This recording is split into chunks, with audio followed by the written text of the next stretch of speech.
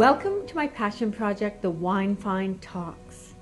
This is where I share one wine that I love, why I love it, and then we taste it.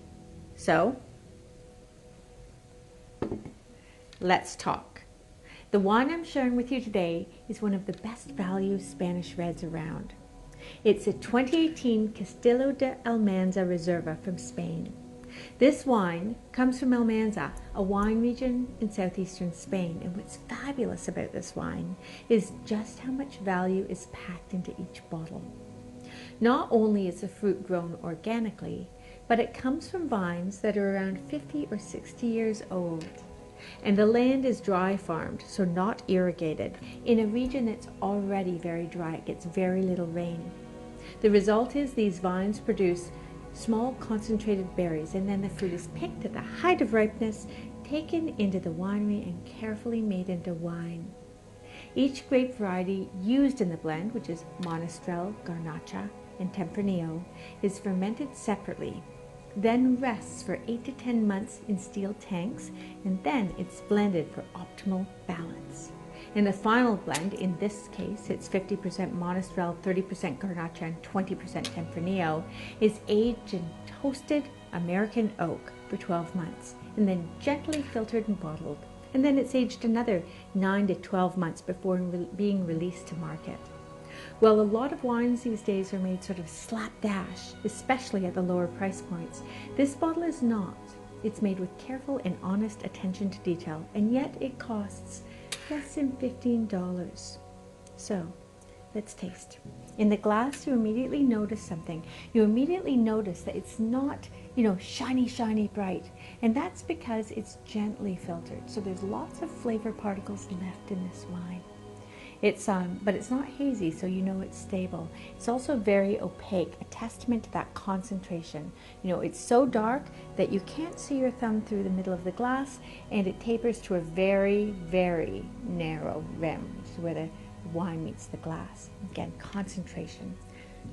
If you give it a swirl and a sniff, wonderful aroma, just so heady.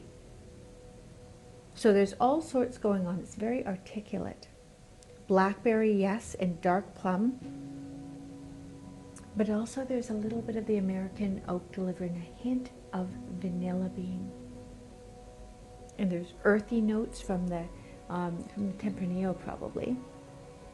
These Spanish varieties have earthiness in their flavor profile, and you're getting that. And there's also a hint of raspberry, which I probably would attribute to the Garnacha, a very juicy red.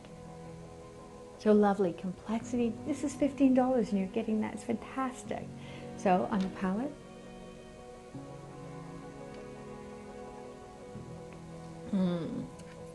sweeps in with gravitas. There's lots of dark earthiness underpinning the ripe fruit. Now the ripe fruit is lots of black fruit as well as red fruit, but more black fruit probably than red fruit. And on the finish you're getting, toasted tobacco, freshly churned, moist black earth.